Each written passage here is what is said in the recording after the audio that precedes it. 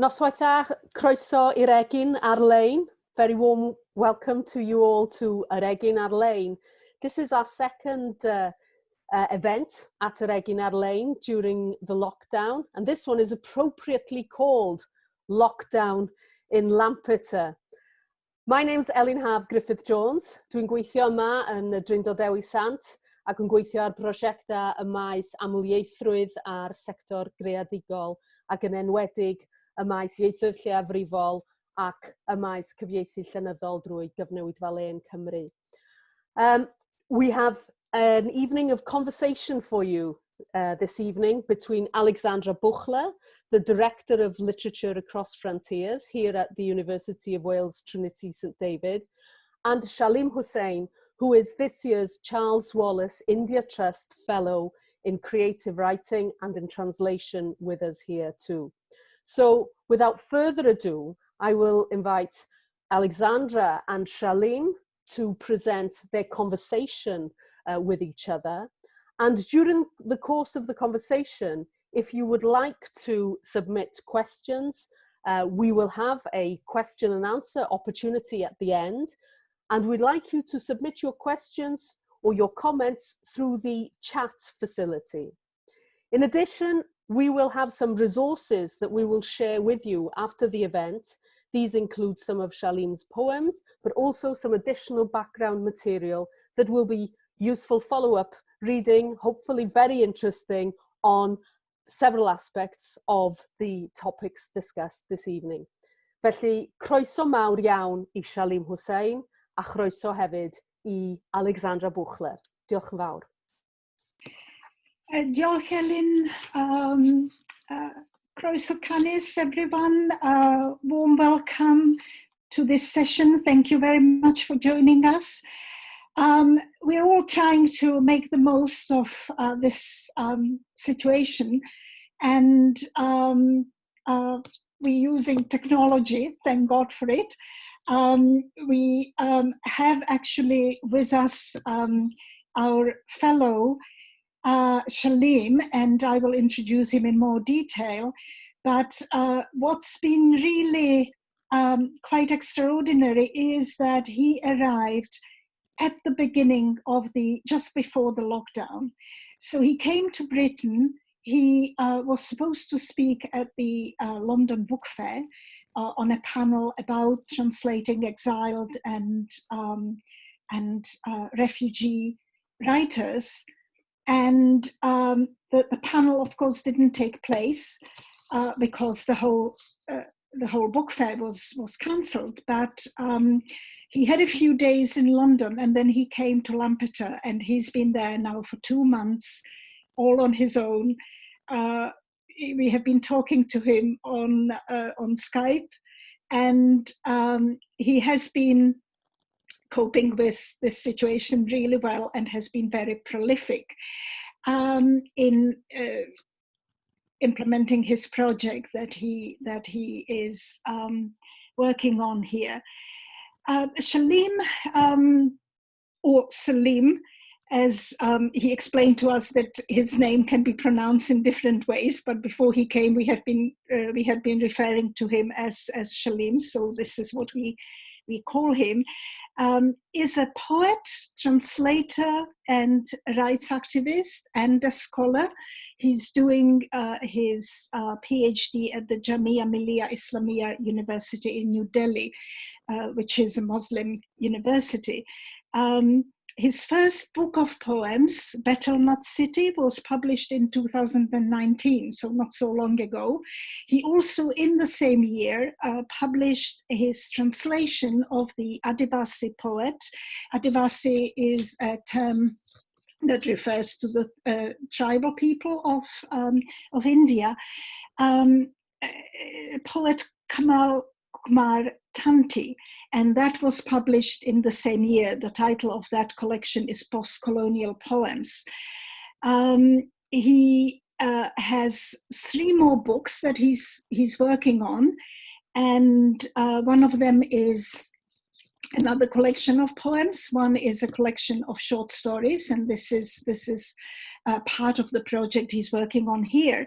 And he's also working on a travelogue, and of course he's working on the key central project that we will be talking about, which is collecting and translating poems by the Miyah poets. He is the, as Ellen mentioned, he's the Charles Wallace India Trust Fellow. Our fellowship is quite unique. There are 4 of them in the UK and only 1 in Wales. 2 of them are in creative writing and 1 is in translation. But what we decided to do was we wanted to combine these 2 disciplines. So the fellowship is for writers who are also translators, or translators who also write. And Shalim definitely meets this requirement, and he presented a really interesting project when we were deciding about the fellowship and looking at the candidate applications. This one really stood out, and we at that time didn't know actually how important his work is and how central it is to the current political situation in India. And this is something we will talk about later. Shalim comes from Assam. He has been living in Delhi, but that's where in Assam he grew up there, and that's where his family live, and where his connections are, where the Miyah poets live. We'll show you very briefly the map of India so that you can see where Assam is. Can we have the map? Thank you, Kari. My colleague Kari is hiding behind the logo of Literature Across Frontiers. So you can see that Assam is actually behind Bangladesh. It's divided from India by Bangladesh, and this is a very significant fact which we will touch on again in the conversation. Thank you, Kari. And so let's start with our first question. The project, Shalim, that you have been working on is really important, and it's important because it touches on issues that really are now experienced globally. It's the rise of right-wing politics, it's the rise of xenophobia, it's the rise of nationalism, threat to freedom of speech, threat to minority rights, language politics, citizenship rights, and at the same time, it also is about issues such as preservation and development of a minority culture that can be shared with other communities, particularly through the medium of poetry. Now, the Miyah poetry movement started with a signature poem, which was circulated in 2016 by a senior poet, Dr. Hafiz Ahmed. And it's called Write Down, I'm a Miyah. It was inspired by another iconic poem, which is very well known, and it's a poem by Mahmoud Darwish, the Palestinian poet. That poem was written in 1964, and it's possibly one of the best known poems by Darwish. It's called Identity Card, and it has been translated numerous times. Sometimes the translator is not even named. And so that you can compare the two, I will read just a few lines from this poem. And these lines are in translation by Salman Masala and Vivian Eden. Write it down, I'm an Arab. My card number is 50,000. My children, number 8. And after this summer, a nine's on his way. Does this make you rage? Shalim, will you read we will start with the poem, which is so central to this movement and which caused quite a lot of controversy. Over to you. Thank you, Alexandra, and thank you everyone who is here with us today. I'll go straight to the poem and then probably answer any questions that Alexandra has about the poem. This is Write Down I Am a Miyah by Hafiz Ahmed. Write down I am a Miyah. My serial number in the NRC is 200543. I have 2 children, and there is coming next summer. Will you hate as you write? I am a Miyah. Land, green paddy fields to feed you. I carry bricks to build your building, drive your car. For your comfort, I clean your drain to keep you healthy. I have always been in your service, and yet you are dissatisfied. Write down I am a Miyah, a citizen of a democratic secular republic without any rights. My mother, a D-voter, though her parents are Indian. If you wish, kill me, drive me from my village, snatch my green fields, hire bulldozers to roll over me. Your bullets can shatter my breast for no crime. Write, I am a Miyah of the Brahmaputra. Your torture has burnt my body black, reddened my eyes with fire. Beware, I have nothing but anger in stock. Keep away or turn to ashes. This was the poem that started the Miyah poetry movement, and there are a few words in this poem that should be explained. The first is the term Miyah itself. It's not a term that is used in polite conversation, but on the street. So it's a street slang for a particular community, a community of Muslim people and their descendants who were first settled by the British administration. They were brought from just across the border, I mean the current border at that point in the 19th century when they were first brought to this part of the country, to Assam. It was, of course, one country under the British Raj. So they were just transferred from one part of that country to a different part. Uh, where they were transferred from is currently the country of Bangladesh, and where they are now is the state of Assam within India. So this word Miyah has been used for this community, and it's a word with severe negative connotations.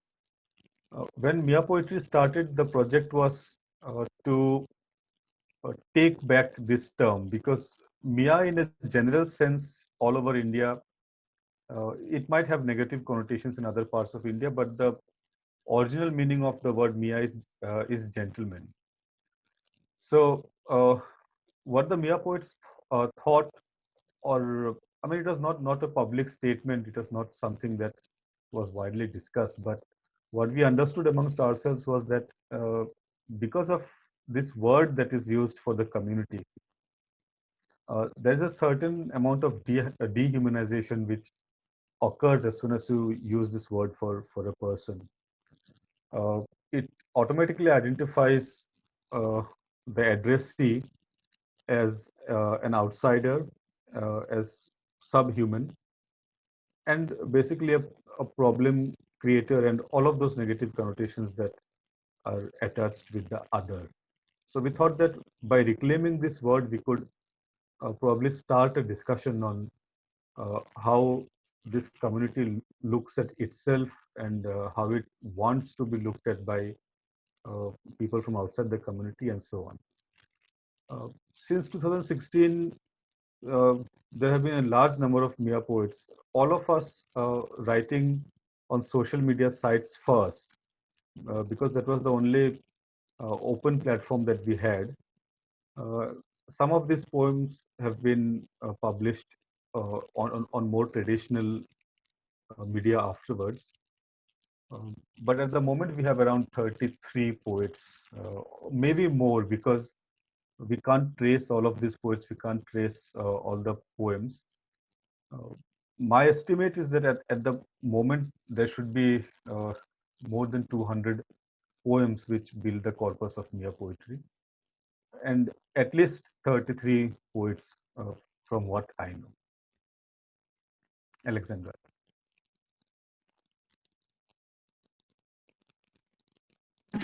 Unmuting. Thank you, Shalim.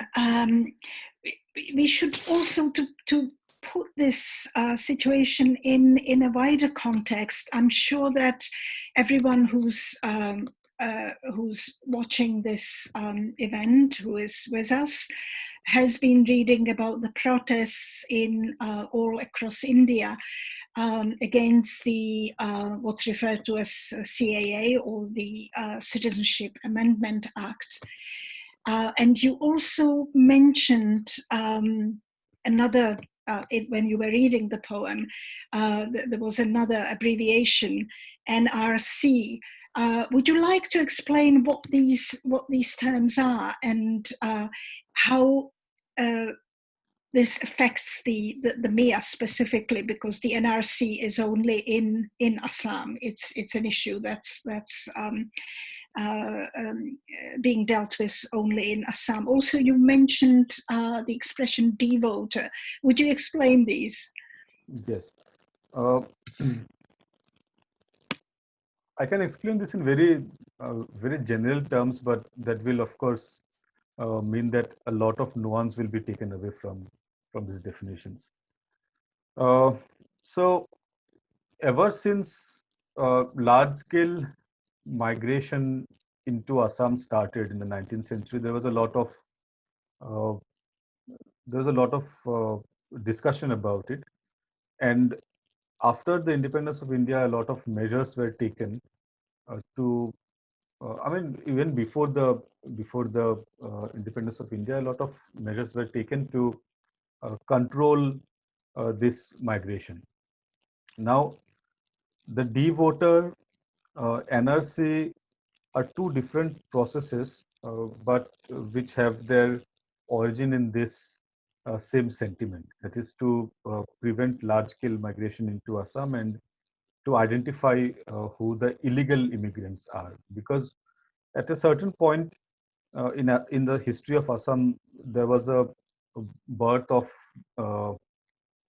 a rhetoric that there was large, unbridled, regular migration, illegal immigration into Assam from what was first East Pakistan and then Bangladesh.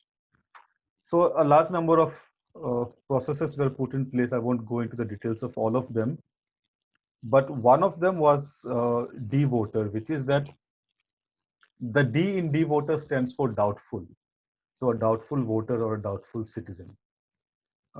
So when the electoral rolls are revised, then the electoral officers have the power to identify who is a genuine citizen of India resident in Assam and who is not or who may not be a genuine citizen resident in Assam.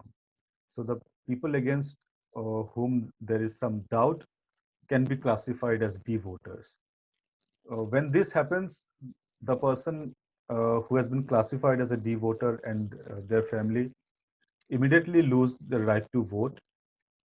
So they lose a lot of their citizenship rights, and they have to fight it out through a legal process. And if they are able to prove that they are indeed citizens, then fine. I mean, all of their citizens' rights are restored. And if they can't, then it becomes a real problem. Now,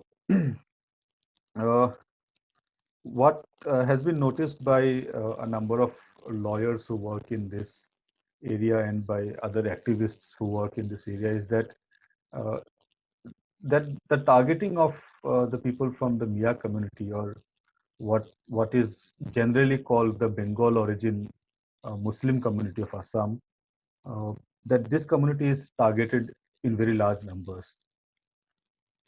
So that is one problem that's there. The other is the National Register for Citizens. So India has a National Register for Citizens. Uh, in the state of Assam, it was updated recently, last year. The updating process took a very long time. It started in 2010. There were some initial setbacks and then started again in 2015. And in 2019, the final lists were published. Now, the aim of the National Register for Citizens was to identify who are not citizens of India. But what happened is that because it's a document-based identification program, so uh, uh, because of some small discrepancy in the documents, in two documents, or say something as simple as the name being spelled with two different spellings in two different documents can actually keep you out of the register. That was one problem that was faced out, and because of this, when the final list was published, 1.9 million people were left out of the final list. Now, of course, when the claims and objections against this inclusion and exclusion are when the process starts, then a large number of people will find their names included because they can go through the legal process and then prove that they are citizens and so on, that they have the documents and so on. But the process, while it lasted from 2015 to 19, it started as a very simple, straightforward process, and then it was politicized. Because India has such a large population, even Assam has a huge population. So uh, doing things at such a large scale, even if we take a very small margin of error, it puts a lot of people at risk. So uh, our community, the community of Bengal-origin Muslims in Assam, or the Miyah people of Assam, had always been in a kind of fear that their rights might be taken away from them because of experiences that they had had in the past. So the NRC was supposed to be a solution to, was supposed to be a final solution to all of these questions of citizenship and so on. But as the process went on, people realized that it was getting more and more difficult, especially for the poorest of the poor and the ones with very low levels of education and women especially, to provide the sufficient documents to prove their citizenship. So when Hafiz Ahmed says that his identity has been reduced to a number in the NRC, that's what he is talking about, that uh, a legal process or a bureaucratic process can reduce the essence of human beings uh, to just a number. You shift the number here and there and the rights can be gone, the rights can be restored. Thank you, Shalim. I thought it was important to say a few words about this situation because it really is very serious, and the people affected have to prove that they have a right to be in India, that they have a right to citizenship. The Citizenship Amendment Act, which has seen a number of protests across India against it. Essentially, one could, again, I'm simplifying, but essentially it makes it easier for immigrants who are non-Muslim, who can be any other religion, in essence, to become citizens. So it's in our context, we can think of the Windrush scandal, for example, where a large group of people who came here who actually came here invited, were suddenly placed in a situation where they had to prove their right to be here. And often people don't have the documents, they may have lost them, etc. They simply may not have the possibility to prove their right. So what follows are deportations, detention, etc. So this has led to the poetry movement, to this poem that we read here, and it created an immediate response. Poets like Shalim, but others as well, responded to this poem with their own. And Shalim, will you read your poem that you wrote in response to Hafiz Ahmed's poem? And it's called Nana, I Have Written. Yes. This Hafiz Ahmed's poem was published on Facebook a few days before May Day. So I think it should have been 27th or 28th of April, 2016. My response to that poem was something like this. I'll just read it out first. Nana, I have written. Nana, I have written, attested, countersigned, and been verified by a public notary that I am a Miyah. Now see me rise from flood waters, float over landslides, march through sand and marsh and snakes, break the earth's will, draw trenches with spades, crawl through fields of rice and diarrhea and sugarcane and a 10% literacy rate. See me shrug my shoulders, curl my hair, read 2 lines of poetry, 1 formula of math, read confusion when the bullies call me Bangladeshi and tell my revolutionary heart, but I am a Miyah. See me hold by my side the Constitution, point a finger to Delhi, walk to my parliament, my Supreme Court, my Connaught Place, and tell the MPs, the esteemed judges, and the ladies selling trinkets and her charm on Janpat, well, I am Miyah. Visit me in Kolkata, in Nagpur, in the Simapuri slums. See me suited in Silicon Valley, suited at McDonald's. Enslaved in Birua, bride trafficked in Mewat. See the stains on my childhood, the gold medals on my PhD. Then call me Salma, call me Aman, call me Abdul, call me Bahatun Nessa, or call me Gulam. See me catch a plane, get a visa, catch a bullet train, catch a bullet, catch your drift, catch a rocket, wear a lungi to space, and there where no one can hear you scream, thunder, I am Miyah, I am proud. Now again, we had hoped to share these poems with you on Zoom, but because of some technological issue, we couldn't. There's one word here which for people in India is very common, but it might need to be explained. The lungi. The lungi is a sarong kind of a skirt usually worn by men. And in public spaces in some parts of India, it is worn specifically by men who do manual labor. In Assam, because manual labor is mostly done by people from the Miyah community, so the lungi gets associated with that community directly. This lungi will come up again in another poem that I will read by a poet named Kazi Mil.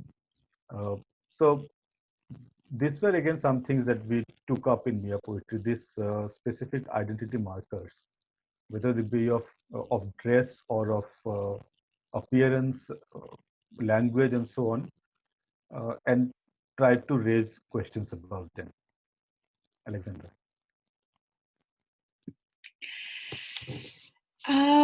Both these poems were actually written in English, Yes.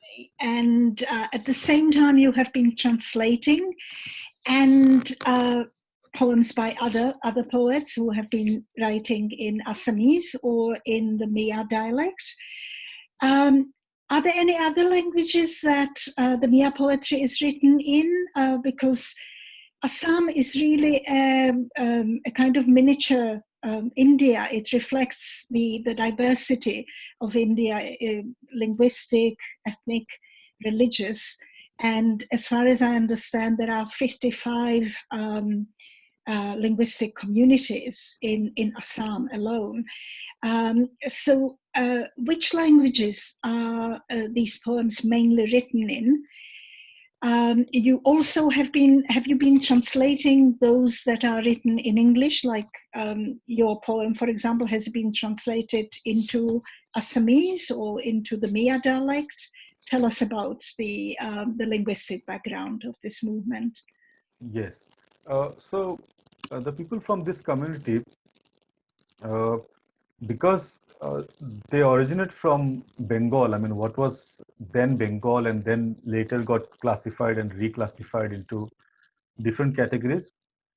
Because they were from Bengal, so our language originally is a dialect. I mean, in standard conversation, at one point of time, we used to use Bangla when we were in Bengal. But after the independence of India, the community that was here in India started returning Assamese as their language in every government record. And along with it, a very strong emphasis on Assamese as a medium of instruction and as a medium of conversation and so on. So over time, almost every educated person from the Miyah community speaks Assamese as the first language in school. And at home, we use our own dialects, which, as I said, are very close to Bangla, which, and they also share a lot of mutual intelligibility with Assamese. So the Miyah poems, the first two Miyah poems, mine and Hafiz Ahmed's, were written in English, but subsequent Miyah poems were written almost entirely in either Assamese or the Miyah dialects. Now, when we say Miyah dialects, we are basically looking at a cluster because these are people who were brought from different parts of Bengal and settled in Assam. So we have dialects which come from all over present-day Bangladesh. Plus, these dialects have also undergone some changes, some mutation because of our close interaction with Assamese. So basically, they're written in three languages. A major chunk of the poems are written in Assamese because that's the language of education for most of the Miyah poets. The second category in which a large number of poems are written are the Miyah dialects. And then there are poems in English. A very small number of poems also in Hindi, but there would be by just one or two poets here and there. And then they have been translated into various languages. We know of translations, translations into Bangla, standard Bangla, translations into other dialects which are spoken in West Bengal, which is in India. There are translations to Malayalam, which is a language spoken in Kerala in South India. There's a lot of translation into Hindi. Then there are translations into Bhojpuri, which is a language spoken in central India. And there are also translations into other languages, but I wouldn't really know because we have not been able to track all of these translations. But when we do, probably there are a few more languages in which they have been translated. So going back to that, to last summer when you and the other poets, there were I think 10 of you, had basically complaints lodged against you by the police. And this was because your activities, your writing was perceived as subversive, as anti-Assamese. The Hafiz Ahmed, his response to that was that he actually set up an organization that promotes the Assamese language, and that this kind of accusation is really quite absurd. This situation, which really amounted to censorship, to censoring what you were doing, or attempt to censor what you were doing, was written about quite a lot. And at the time, which was last summer, 2019, we have collected some links to articles for anyone who would like to research this further and read about it. But if you could tell us, how can poetry be an expression of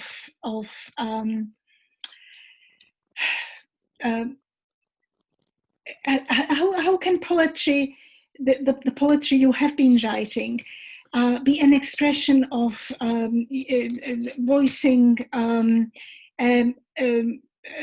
a complaint against injustice, voicing the suffering of your community, drawing attention to it, and at the same time, can it contribute to some kind of community social cohesion if it is disseminated, if it is discussed? How has this worked?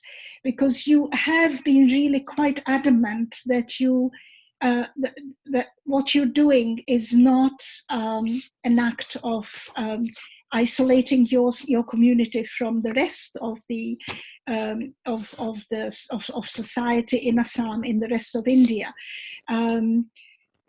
Can you talk about this aspect of your collaboration with other poets, of how you have disseminated the poetry, and especially to people, for example, who are not literate, who cannot read? Tell us about that. Yes. I think the controversy happened and the police complaints were lodged because of a lot of miscommunication about Miyah poetry. Now, one of the miscommunications, which again people in Wales will probably understand very well, is that we were rebelling against the Assamese language by writing original poetry in our own dialects. Now, this in no way constitutes a rebellion against Assamese, simply because the dialects in which we wrote poetry are dialects which have a very rich history of not written but folk literature. And our poetry, of course, was not of that level of sophistication as the folk poetry, as the religious poetry that, for example, exists in our dialects, but we were probably following the same line. Now, so the first problem is, of course, a lot of misconception. The second was probably that assertion of language, which of course is not an assertion of language, but anyway, if we take it as an assertion of language, that this assertion of language would escalate to probably a new kind of nationalism or subnationalism, which would be dangerous for the state and the country. But what we have constantly been saying is that it's not an exclusionary movement at all, because from the very beginning we have been working in the most open media forms, social media and so on. And from the very beginning, we have been very adamant on translating immediately as much as possible of poetry written in dialect into English or into Assamese. So that has always happened. We have never kept anything hidden or maintained an esoteric nature of our poetry. Now, as far as reaching out is concerned, so when last summer the police complaints were lodged, most of us went underground uh, because we didn't want to be arrested. The police, of course, were nice and they said that no, we won't arrest you and so on and so forth, but we were not willing to take chances. One of our poets, I mean, the finest of the Miyah poets, Qazi Neil, he went underground in a village of non-Miyah people. I won't specify which tribe he lived with, but he stayed among a different community. And what he did is a very interesting case of cultural activism, which is that he went to the village and in the village gatherings, he read out his poems, and because he's also fluent in Assamese, he read out the Assamese translation of his poems. And the people who heard those poems were completely fine with it. I mean, they didn't see any problem. So the same thing happens anywhere else. I mean, if we have a reading and then we recite the translation of the poem, then there is not much confusion, because a lot of more radical things have happened in Assam. Even within non-violent means, I mean, there has been a lot of radical poetry. Some of the poetry by the Adivasi poets in the 80s, for example, whom we take a lot of inspiration from, were very strong, very powerful, and they used a language which was much more brutal than we can ever use. So at the level of language, of course, we're not doing anything innovative, we're not doing anything new. But there is a, I mean, there is a rise of different kind of nationalisms in Assam, Indian nationalism, Assamese nationalism, and so on, and they sometimes find it to be a threat. Anyway, so the other things that we have been doing for to encourage social cohesion is, and it's not something that we have been doing consciously. So, for example, a number of Miyah poems translated in dialect get translated into Assamese by poets outside of the community. There's a lot of writing going on, a lot of discussion going on. A lot of Assamese poetry is translated into our dialects, and because these languages are so mutually intelligible, it's not a problem at all. The translation is very, very smooth.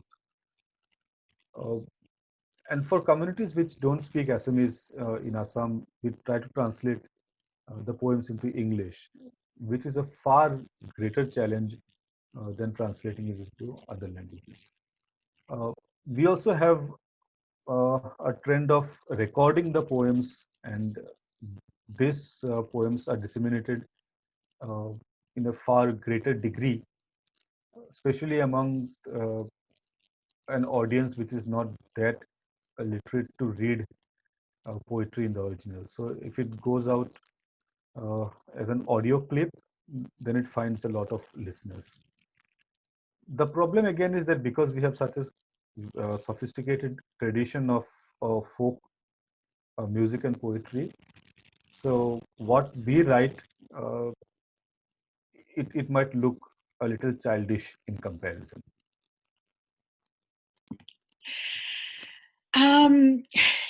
Time is running, and I have quite a few more questions for you. We will have to probably cut this short at some point so that we can open it up to the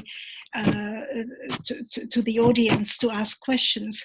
But there are two things. I wanted to ask you actually to read another of your poems, which is much more in a kind of mixture of it's written in what I would describe Indian English. It's a mixture of English and a lot of words from would they be Assamese words, or would they be Miyah words? It's quite an interesting mix, and it's also a poem that is almost like a manifesto about what poetry is, what for you, and what it can do, what is its role socially, one could say. I don't know if we have time to read this. The poem is actually included in the resources that we will be making available for everyone, so people will be able to read them.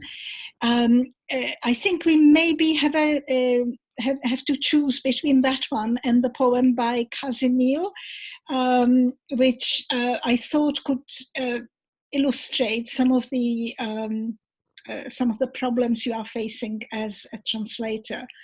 So would you like to maybe read that poem? It's but I would urge everyone to read the poem called "Poetry Will Belong," because it's quite wonderful. And so, if you read the poem by Kazimir and maybe talk a little bit about what kind of challenge that has presented for you as a translator.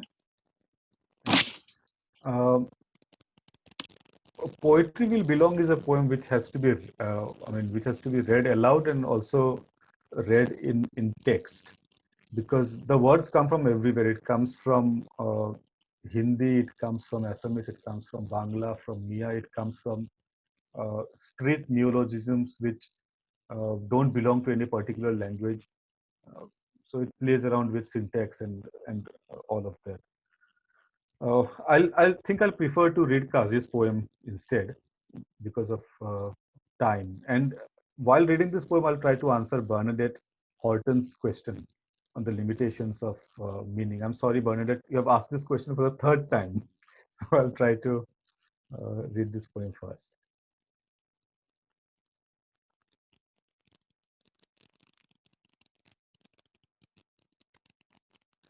This poem is titled Republic's Broken Wall. And I think it was published a few days after or before India's Republic Day, which is 26th January. This poem was published this year. Republic's Broken Wall by Kazi Nil. Poor Republic breaks stones on the Panch Mile Hill and picks scraps in Baruari Bazaar. Poor Republic's house is on the river's edge. Water drips down Republic's roof. Republic works in foreign lands, sleeps on footpaths. Republic's throat cracks with a Republic thirst. Republic's dark house and broken walls, a fox sneaks in through the cracks. Republic lies awake with a fever. A grim quack sits by Republic's bed. Poor Republic labors and asks for 2 handfuls of rice. They find Jat Path under Republic's lungi. Lonely Republic's hunger burns in Republic's stove. Republic is lame and maimed. Someone crushes Republic in a mortar's nook. Poor Republic breaks stones on the Panch Mile Hill. Poor Republic picks scraps in every bazaar. I'll focus on just 3 lines, which I hope I can add to chat. Bernadette, if you look at this 3 lines, forget the one which comes in the 3rd line.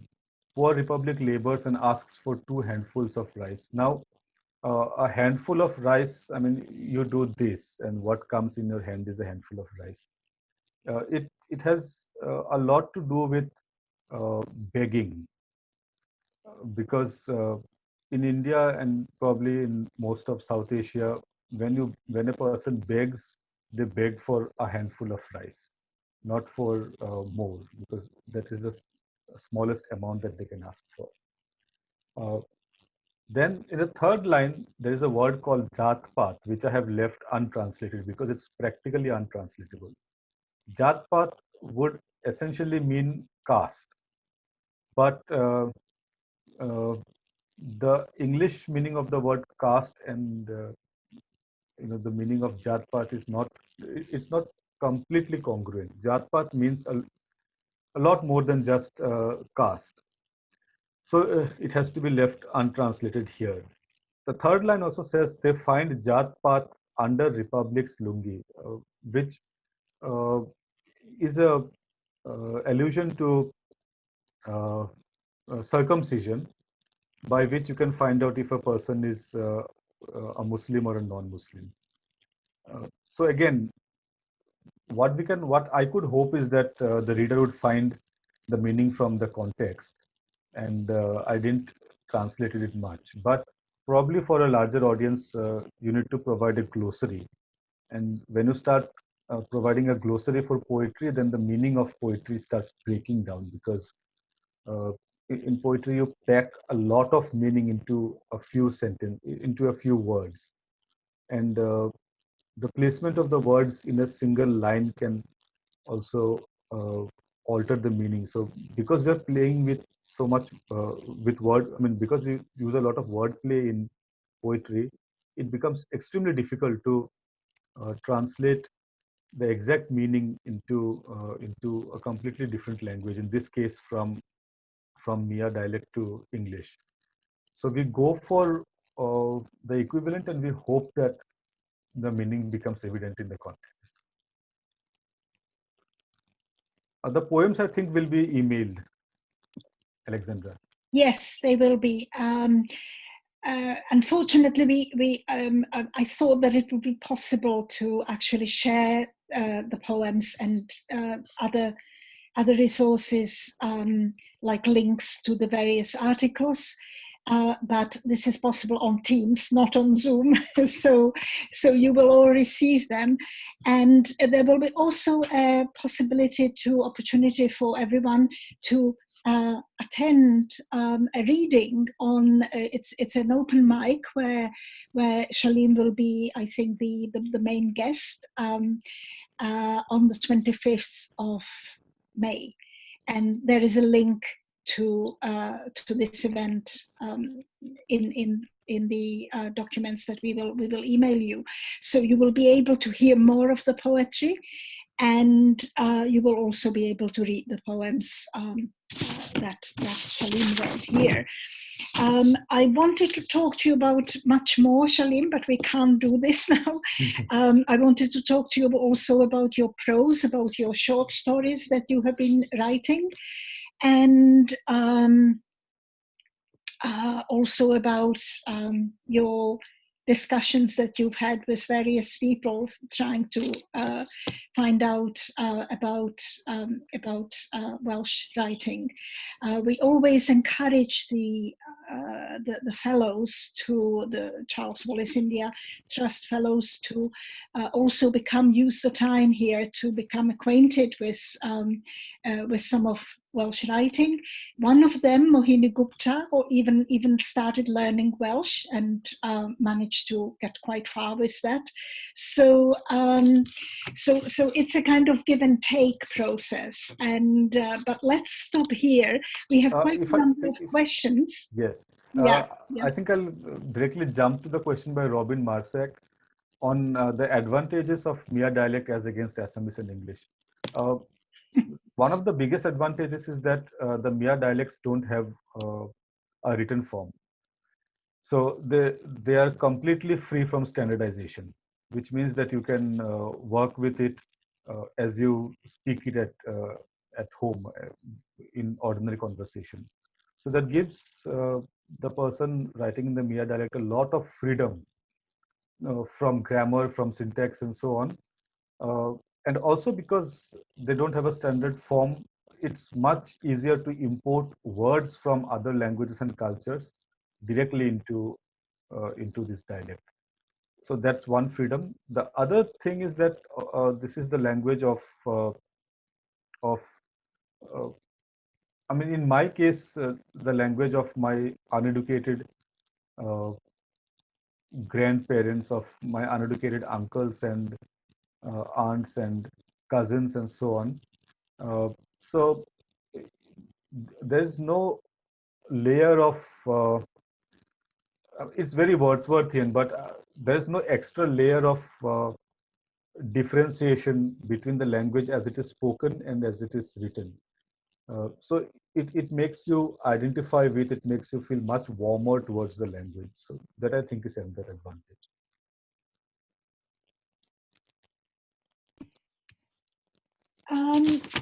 Ellen, would you like to maybe take over at this point and read out some of the questions or summarize them?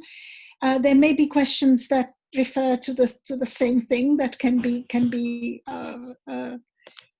summarized in one. I actually, because I'm sitting against the light, I can't really see the screen. Not to worry. Yeah, so I haven't been able to read the questions. I'm afraid. Not to worry. You have to peer very closely at the screen.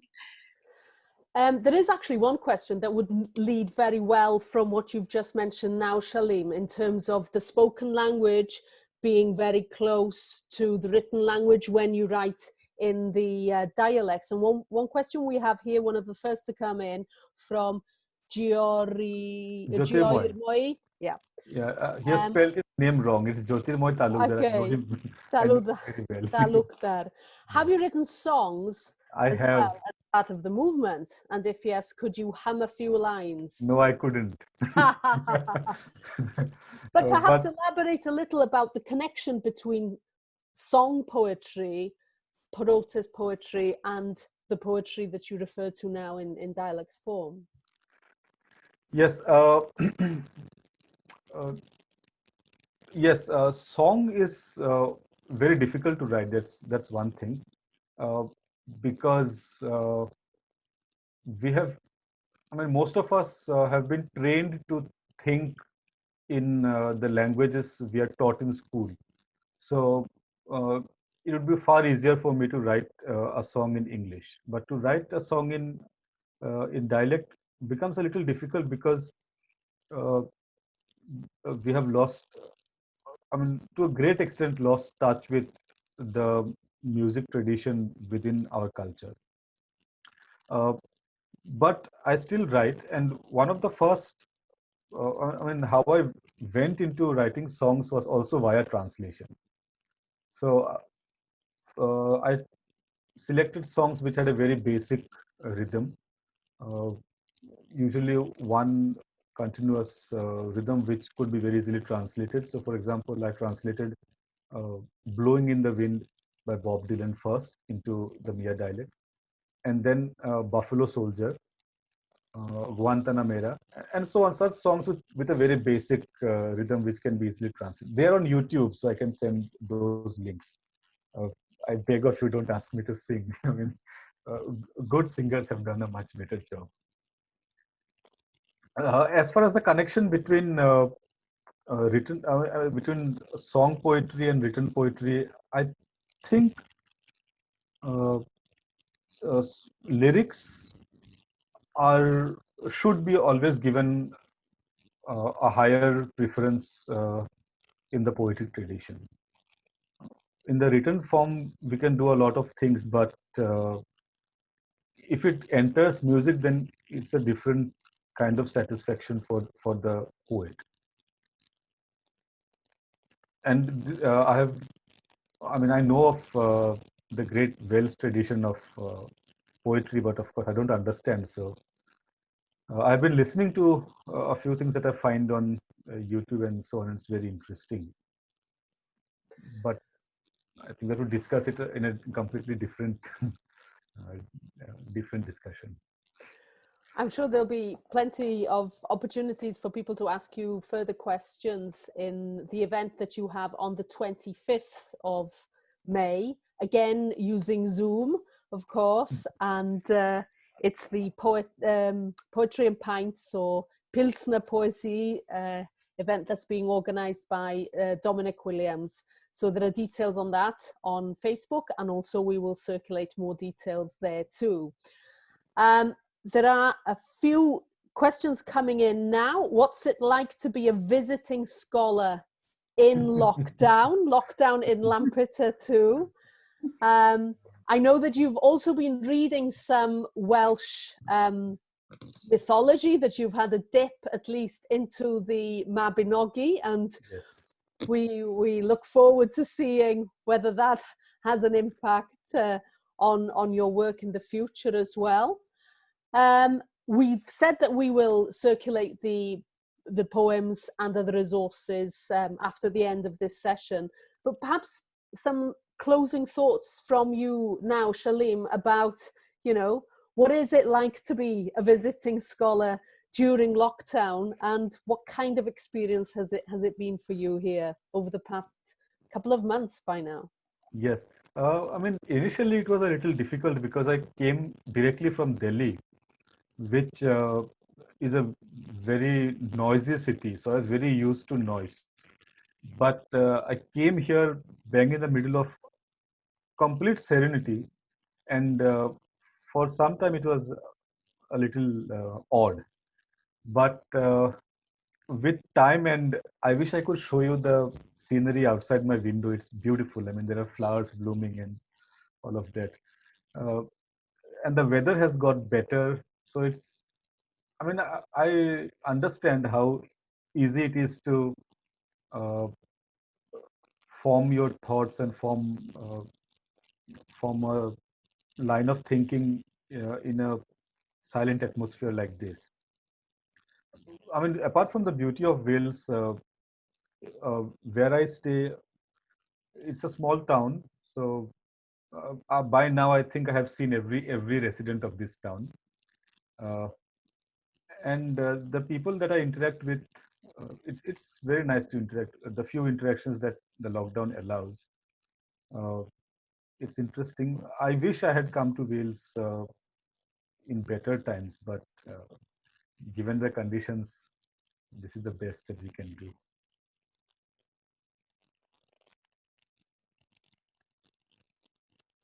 I forgot to unmute myself there. There are many questions now coming in through the Q&A facility on this too. How many of the Miyah population were left off the citizen list? Also, does it make sense to trace the issues you're facing now back to partition, or is that to misunderstand the issues? And secondly, is there thirdly, the final question that's come up now is there a closeness in the dialect poetry to Sylheti? So Yeah.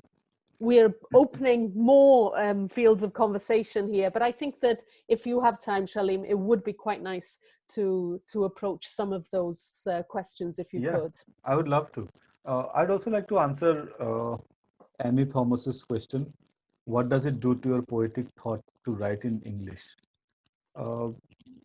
I write primarily in English, so my poetic thought, I think, is more English than any other language. But of course, I write in a very Indian English, so it's definitely not British English. It's a very mixed language with influences from various languages that I grew up with. How many of the Miyah population are left out of the citizen list? We don't know. We know the overall figure, but the exact details have not been given, and we can know that only when the claims and objection process starts, which should have started, but the lockdown put it prevented it.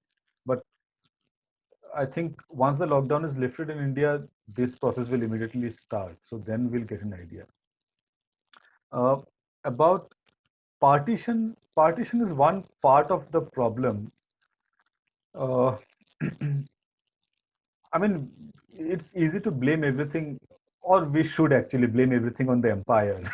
I mean, imperialism has a lot of issues. It relocates people, and among the other things that it does, it creates a lot of disturbances within a geopolitical area. So partition is one part of it. Had there been no partition, yes, possibly things would have been better. But in this, I mean, at some point of time, of course, we're going to transcend national boundaries in the sense that there's going to be more communication between the countries, easier movement of people. I mean, already it has been facilitated with Pakistan. With Bangladesh, at some point of time, it is bound to happen. So when that happens, it will be easier for people to move up and down. Is there a closeness in the dialect poetry to Sylheti? Yes, this group of dialects, I mean, depending on how we classify them, one of the classifications is to consider the Bengali spoken by Muslims under the Dobhashi category, which Dobhashi means bilingual. So it's a mix of Persian and Bengali.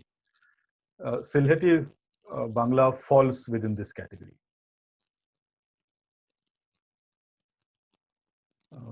Jenny Williams's question.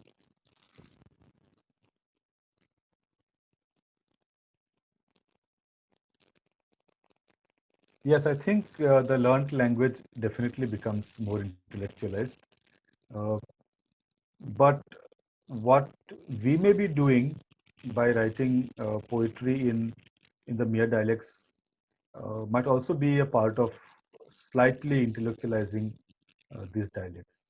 The overall understanding is that these dialects can't stand to the greater power of the standard languages in Assam.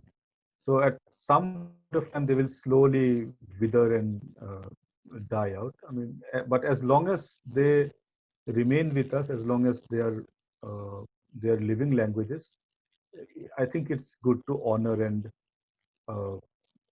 write in them.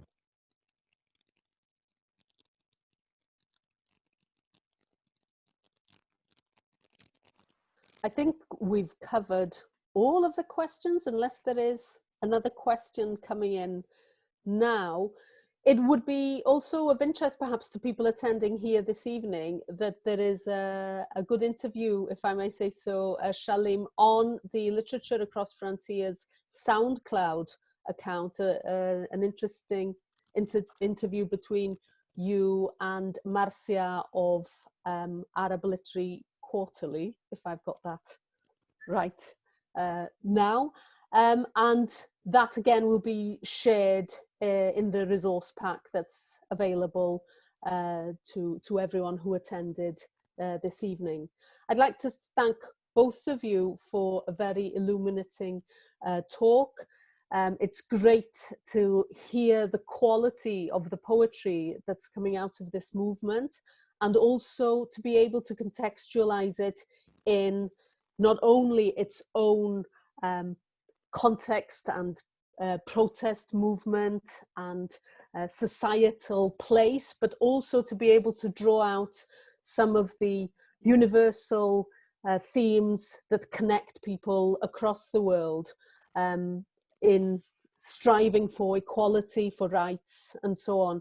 And I think that we've been very privileged to have that insight into what's happening with Miyah poetry this evening. Thank you both for this wonderful talk and wonderful conversation. And thanks also for all the questions and comments that have come through this evening. Diolch yn fawr iawn I bawb. Cadwch yn saff, ymunwch â ni tro nesa. Join us again yr Egin ar-lein for our next session. Keep safe. Nos da I chi.